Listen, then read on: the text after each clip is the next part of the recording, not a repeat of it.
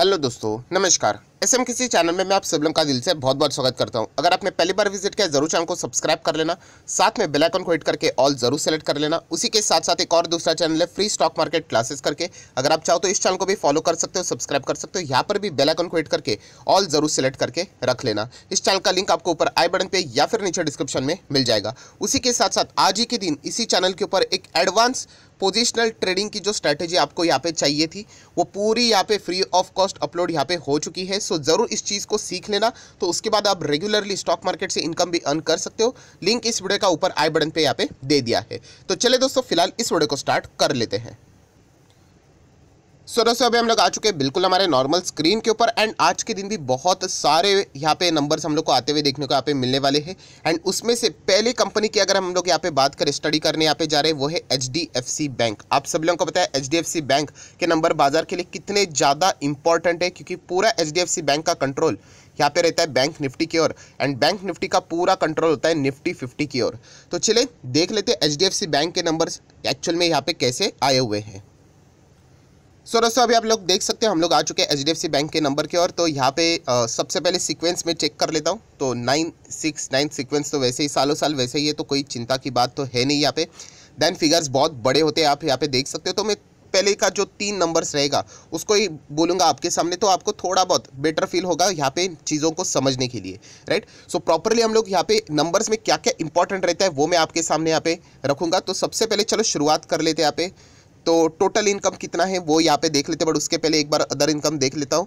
तो इतना कुछ ज़्यादा यहाँ पे सीरियस नहीं है, अदर इनकम नॉर्मल फ्लैट ही वैसे देखने को मिल रहा है। तो टोटल इनकम के ऊपर डायरेक्टली जा सकते हैं।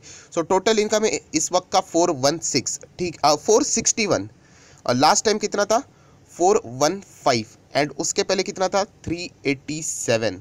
सो आप यहाँ पे देख सकते हैं दोस्तों। मैं अगेन कह रहा हूँ कि शॉर्टकट में बोल रहा हूँ तो आपको ईजिली समझ में आएगा। तो एक साल पहले इनकम कितना था 387 था, इस क्वार्टर में कितना हुआ 461, पिछले क्वार्टर में कितना था 415, इस वक्त कितना हुआ 461। तो इनकम तो बहुत ही कमाल की जंप दिखाते हुए देखने को यहाँ पे मिल रहा है।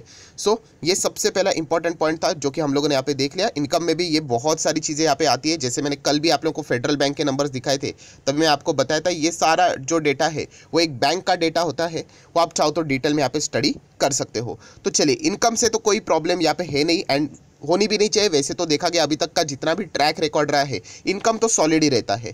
देन अभी हम लोगों को क्या देखने हैं, खर्चे एक्सपेंसेस देखने हैं। तो आप यहाँ पे देख सकते हो ऑपरेटिंग एक्सपेंसेस। सो ऑपरेटिंग एक्सपेंसेस मतलब क्या कि कंपनी का मेन बिजनेस का खर्चा, राइट। और भी बहुत सारे खर्चे होते हैं बट वो बिजनेस का खर्चा नहीं होता है, इसलिए ऑपरेटिंग एक्सपेंसेस को अलग दिखाया जाता है।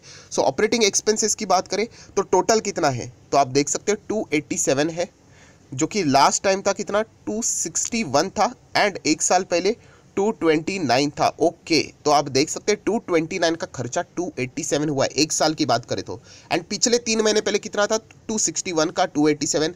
सो खर्चा भी बढ़ते हुए देखने को मिल रहा है। देखिए, इनकम भी बढ़ा है एंड खर्चा भी यहाँ पे बढ़ा है। सिर्फ एक ही प्रॉब्लम यहाँ पे होना नहीं चाहिए। कौन सी प्रॉब्लम? कि यहाँ पे इनकम से ज़्यादा अगर खर्चा चला गया तो फिर कंपनी को जो मतलब आप कह सकते हैं कि प्रॉफिट है वो बहुत नीचे आ जाता है एंड दिक्कत यहाँ पे हो सकती है। तो चलिए देख लेते हैं, इनकम माइनस एक्सपेंडिचर, यहाँ पे तो प्रॉफिट ही मिलेगा। तो प्रॉफिट कितना है, वो भी ऑपरेटिंग प्रॉफिट, मेन बिजनेस का प्रॉफिट, एंड वो भी बिफोर प्रोविजन। सो वो है 173, जो कि लास्ट टाइम कितना था 153। ओके, एंड उसके पहले कितना था 158। तो आप देख सकते हैं 158 का प्रॉफिट 173, बहुत अच्छा है। साल भर बहुत अच्छा जंप देखने को मिल रहा है एंड 153 का प्रॉफिट भी 173 जा चुका है, जो कि बहुत कमाल का है। नो डाउट इसके आगे भी बहुत सारे नंबर्स है, ये मैं शॉर्टकट में आप लोगों को यहाँ पे बोल रहा हूँ। सो इतना तो हम लोग कह सकते हैं ऑपरेटिंग प्रॉफिट HDFC बैंक का बहुत ही कमाल का देखने को यहाँ पे मिल रहा है। सो दोस्तों, कुछ चीज़ें मैंने आप लोगों को सिखा के रखी हुई है NPP करके, राइट। NPP ऐसा कोई फाइनेंशियल टर्म है नहीं, ये मैंने मेरे साइड से आप लोगों को यहाँ पे सिखाया है, राइट।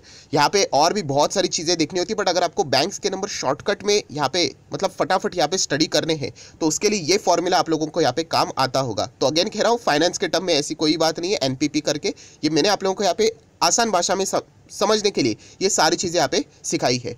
सो प्रॉफिट की अगर हम लोग बात करें तो प्रॉफिट तो अच्छा ही देखने को मिल रहा है। अभी और दो चीज़ें यहाँ पे बाकी है, एक है प्रोविजन एंड दूसरा है नॉन परफॉर्मिंग असेट। तो चलिए उसी के नीचे यहाँ पे आप लोगों को ऑपरेटिंग प्रॉफिट के ही नीचे मिल जाएगा प्रोविजन का एडजस्टमेंट। तो प्रोविजन आप देख सकते हो कितने का है प्रोविजन। प्रोविजन मतलब मैं आपको बता भी चुका हूँ प्रोविजन मतलब क्या है, इसका अर्थ क्या होता है, यस कि बैंक मान के चलती है अभी Q2 के रिजल्ट के हिसाब से मान के चल रही कि इतना पैसा इनका वापस शायद से नहीं आएगा। ऐसी बात नहीं कि आएगा नहीं करके, बट शायद से नहीं आएगा।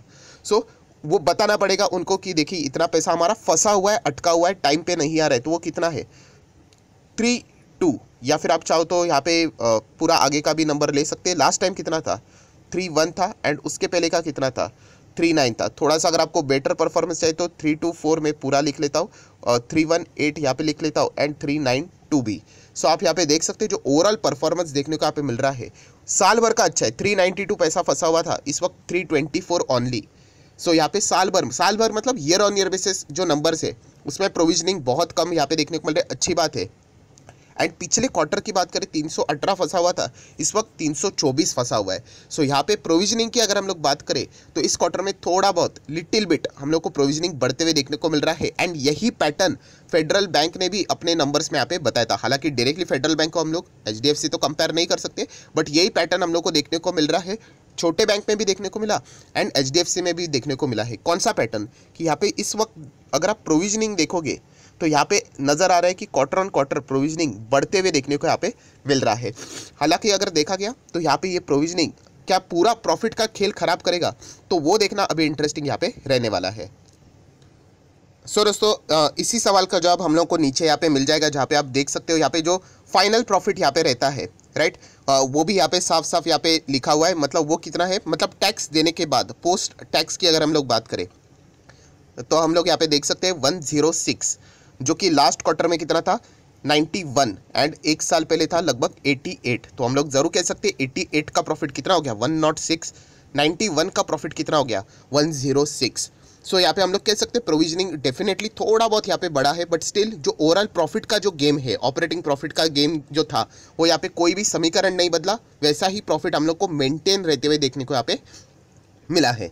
ठीक है, नेक्स्ट अगर हम लोग यहाँ पे बात करें तो यहाँ पे NPP हो गया। तो उसके बाद जो नेक्स्ट इंपॉर्टेंट पैरामीटर रहता है वो रहता है NPA।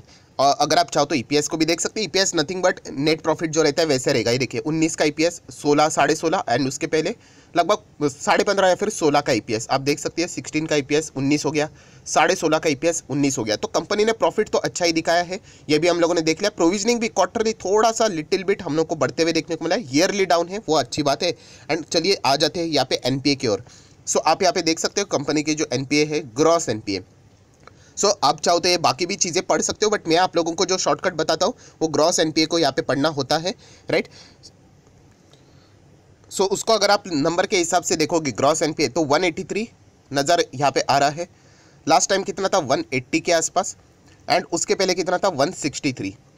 सो हम लोग यहाँ पे ज़रूर देख सकते हैं कि जो ग्रॉस NPA है वो हम लोग को यहाँ पे साफ साफ बढ़ते हुए देखने को मिल रहा है। 163 का 183 के हिसाब से जाते हुए देखने को मिल रहा है एंड लास्ट टाइम 180 था, ये 183 के और जाते हुए देखने को मिल रहा है। सो ग्रॉस NPA की अगर हम लोग यहाँ पे बात करें तो यस, यहाँ पे जो परफॉर्मेंस यहाँ पे होना चाहिए था वो थोड़ा और बेटर यहाँ पे होना चाहिए था, ये हम लोग ज़रूर एक्सपेक्ट यहाँ पे कर सकते थे। बट ओवरऑल अगर आप ग्रॉस NPA को टू द ग्रॉस एडवांसेस के हिसाब से, अगर आप परसेंटेज के हिसाब से अगर हम लोग कंपेयर करके देखें कि कितना ज़्यादा यहाँ पे एडवांसेस दिया है उसके हिसाब से, सो ओवरऑल जो परसेंटेज है वो अभी भी कंट्रोल ही नज़र आ रहा है। 1.23 है, 1.28 है एंड 1.35 है। सो अभी भी यहाँ पे जो डेटा हम लोग को देखने को मिल रहा है वो कंट्रोल ही देखने को यहाँ पे मिल रहा है। सो ओवरऑल अगर हम लोग यहाँ पे बात करें जो HDFC बैंक के नंबर्स यहाँ पे देखने को यहाँ पे मिले हैं लास्ट टाइम से तो कई गुना ज़्यादा बेहतर है। हम लोग तो ऐसा तो यहाँ पे इजीली यहाँ पे बोल सकते हैं, बट फिर भी थोड़ा सा और भी अगर अच्छा होता तो मज़ा यहाँ पे आ सकता था। खास करके ग्रॉस NPA अगर और बेटर यहाँ पे सुधर जाते, क्योंकि ये जितना नीचे जाएगा उतना ही अच्छा रहता है, ये आपको यहाँ पे पता ही है। चलो जाते जाते एक और इंपॉर्टेंट डेटा यहाँ पे देख लेते हैं। कौन सा वाला, रिटेल बैंकिंग। बाकी के सेगमेंट तो हम लोग देखते हैं, बट रिटेल बैंकिंग या HDFC बैंक का सबसे बड़ा हार्ट है। सो हार्ट की अगर हम लोग बात करें तो आप देख सकते हो 351 यह है इस वक्त की रिटेल बैंकिंग की इनकम, जो कि लास्ट टाइम था 316 एंड उसके पहले था केवल 282। तो चलिए, उनका हार्ट सही सलामत है, बाकी चिंता करने की जरूरत नहीं। मतलब रिटेल से इनको ज़्यादा पैसा यहाँ पे आ रहा है एंड इसी के वजह से ये नंबर 1 बैंक बनी हुई, क्योंकि रिटेल में ज़्यादा पैसा डूबता नहीं एंड अगर डूबा भी तो बहुत ही कम पैसा यहाँ पे फंसता है।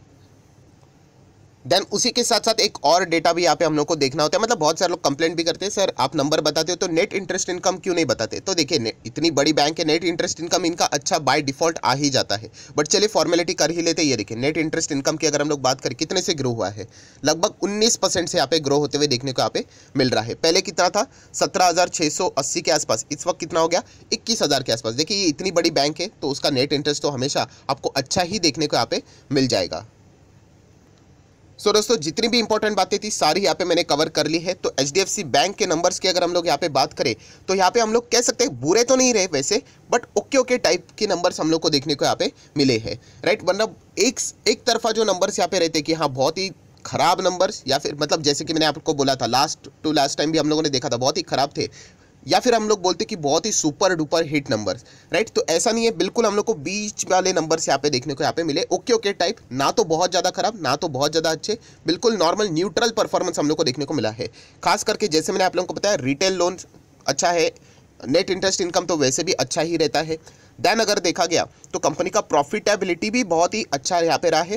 प्रोविजन भी देखा गया तो लिटिल बिट हम लोगों को यहाँ पे क्वार्टरली थोड़ा सा बढ़ते हुए देखने को मिल रहा है, वो भी फाइन है क्योंकि ओवरऑल प्रॉफिट को उसने हैम्पर यहाँ पे नहीं किया है।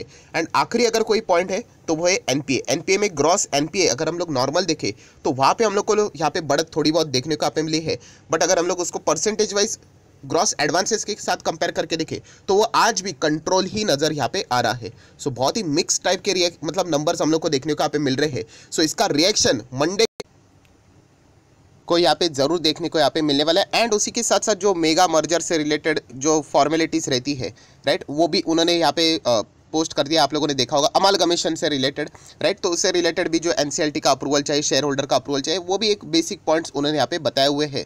सो वो भी चाहो तो आप यहाँ पे रीड कर सकते हो, बट जो मेन चीज़ थी यहाँ पे कंपनी के नंबर्स, वो मैंने आप लोगों के सामने यहाँ पे रख दिए। तो आप भी अपनी राय जरूर कमेंट सेक्शन में यहाँ पे बता देना कि आपको एचडीएफसी बैंक के नंबर कैसे यहाँ पे लगे हैं। हाँ, बस इतना मैं जरूर कह सकता हूँ कि अगर आपके पास एचडीएफसी बैंक है तो ये तो कोई लॉस में निकालने वाला तो स्टॉक है नहीं, लॉन्ग टर्म के लिए आप जरूर यहाँ पे कंटिन्यू रह सकते हैं। एक नॉर्मल डिसेंट रिटर्न आप लोगों को यहाँ पे इजीली मिल जाएंगे। सो आशा करता हूँ वीडियो हेल्पफुल लगा होगा तो जरूर लाइक एंड शेयर कर देना। एंड डीमैट अकाउंट अगर आपने अभी तक ओपन नहीं किया तो लिंक नीचे डिस्क्रिप्शन में 25 वीडियो की लिस्ट आपको बिल्कुल फ्री ऑफ कॉस्ट मिल जाएगी। आपका नाम, कौन सा अकाउंट आपने लिंक के थ्रू ओपन किया है, जरूर कमेंट सेक्शन में बता देना। तो हफ्ते भर के अंदर अंदर सारे लेक्चर्स आप लोगों को फ्री ऑफ कॉस्ट प्रोवाइड कर दिए जाएंगे। So that's it, thank you very much दोस्तों, we will be meeting our next video, तब तक के लिए बाय बाय।